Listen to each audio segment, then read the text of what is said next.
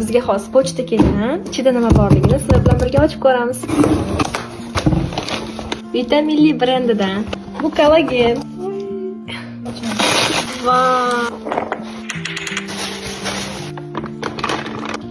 Vitaminli brendi asosida bu brend egasini, ya'ni Xurshid Amronov Xurshidovni anchadan beri taniyman va ular o'z qadriyatlariga ega, juda ham chesni inson.